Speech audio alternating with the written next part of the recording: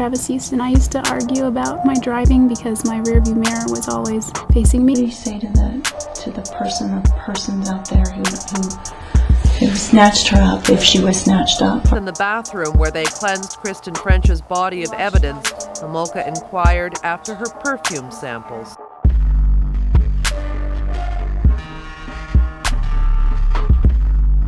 Hey everybody, welcome back to my channel. It's Maya Mystery here, and in today's video I want to talk to you about the differences between male and female psychopaths. So pretty much all psychopaths act in similar ways. There's no specific way to be a psychopath regarding your sex or your gender or whatever.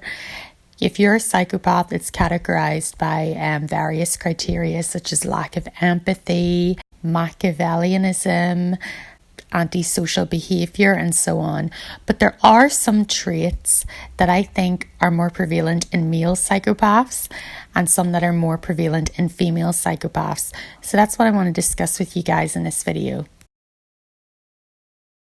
So the first thing I want to talk about is the fact that male psychopaths are more likely to commit sexually motivated crimes.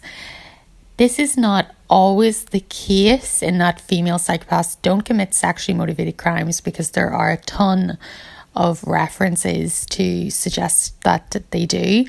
I can just name one off the top of my head, Karlahomolka. But mostly a lot of male psychopaths, this tends to be pretty much usually always the case with them. If you look at a lot of people I featured on my channel, a lot of the violent offenders, the male offenders, a lot of them seem to be sexually motivated. You look at the way Tedbundy carried out his crimes, or even Jeffrey Dahmer or Paul Bernardo. There has been a sort of a sexual undertone in these crimes. In bars or a bum, I wasn't a pervert in the sense that, you know, people look at somebody and say, I know there's something wrong with them, and just tell. I mean, I was essentially a normal person. I had good friends. I led a normal life, except for this one small but very potent and very destructive segment of it that I kept very secret and very close to myself and didn't let anybody know about it. So this one is quite interesting. It's one that I very much believe, and it's that women fly under the radar more when they're a psychopath.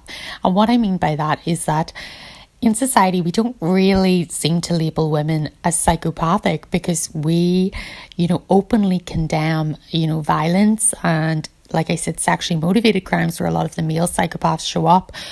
But a lot of female psychopaths commit, in my opinion, moral crimes. And it's weird because we have a society that doesn't really have any sort of punishment towards, psychologically destroying someone or emotional abuse, if things seem to need to be concrete.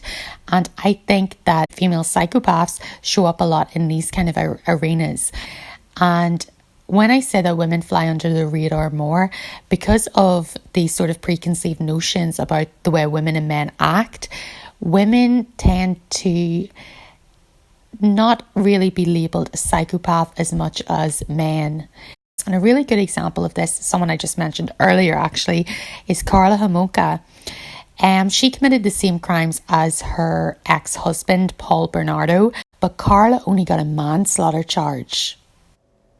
I think that the country, and I think that the women in this country in particular, never believed a word she said. Didn't like the deal that they made and had a feeling that there was more to Karlahomolka than meets the eye. Male psychopaths kind of focus on gaining power in regards to status. You find a lot of corporate psychopaths, they try to raise, themselves to the top of the ladder, and then they inflict their horrific agenda upon whoever's below them. While women, I see, kind of chase psychopathic power in terms of their attractiveness and their control of men. It's been a week since I put makeup on. I'm glad to see this is waterproof. I don't plan to cry, but I probably won't. Why do you need to be? Travis used and I used to argue about my driving because my rearview mirror was always facing me instead of toward the back. He made me feel vain sometimes. And when it comes to the mask that they put on, in that I'm not a psychopath mask, men tend to focus on trying to be charming.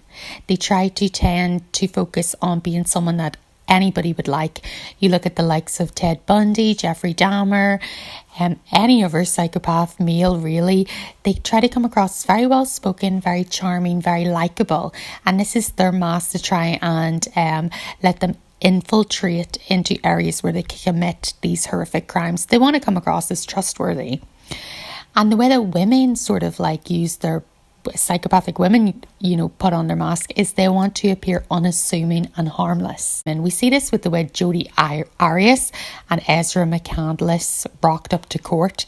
They looked very different when they committed their crimes, and they rocked up to court looking very like librarians, very harmless and unassuming. We see this mostly with Jodie. She had the blonde bombshell kind of look, before she committed her crime, and she ended up looking like a librarian. And this makes me think that she did all this to try and appear very unassuming. I'm trying to think if I want to say this or not. There's a lot of evidence that places me at Travis's house, and there's a reason for that, and that reason is that that I did see Travis the day that he passed away. A lot of things happened that day. So we know that you took it, right? I don't remember having the knife at all afterward. But there was no knife up there, right?